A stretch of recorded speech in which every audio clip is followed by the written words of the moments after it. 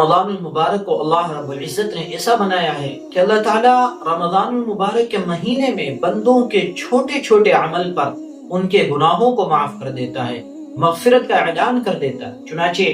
حضرت ابو ہریرہ رضی اللہ تعالیٰ عنہ فرماتے ہیں کہ اللہ کے نبی صلی اللہ علیہ وسلم نے ارشاد فرمایا، من صام رمضان ایمانا واحتسابا غفر له ما تقدم من ذنبه ومن قام رمضان ایمانا واحتسابا غفر له ما تقدم من ذنبه ومن قام ليلة القدر ایمانا واحتسابا غفر له ما تقدم من ذنبه۔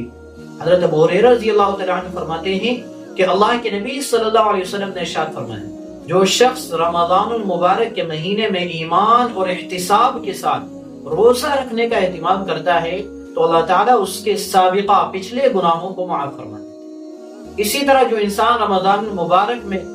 عبادت کا اہتمام کرتا ہے، قیام اللیل کا اہتمام کرتا ہے تو اللہ تعالیٰ اس کے بھی پچھلے گناہوں کو معاف فرما دیتے ہیں۔ اسی طرح فرمایا کہ اللہ کے نبی صلی اللہ علیہ وسلم فرماتے ہیں کہ جو شخص رمضان المبارک میں شب قدر کی رات میں عبادت کا اہتمام کرتا ہے تو اللہ تعالیٰ اس کے بھی پچھلے گناہوں کو معاف فرما دیتے ہیں۔ اس حدیث کے اندر دو لفظ آئے ہیں، ایک لفظ ایمان، دوسرا لفظ احتساب۔ ایمان کا مطلب یہ ہے کہ اللہ تعالیٰ کی عطا پر کامل یقین، کہ اللہ تعالیٰ جو باتیں بیان کرتا ہے، جو وعدے کرتا ہے، اللہ رب العزت ان وعدوں کو پورا کرنے والا ہے۔ اور احتساب کا مطلب یہ ہے کہ انسان روزہ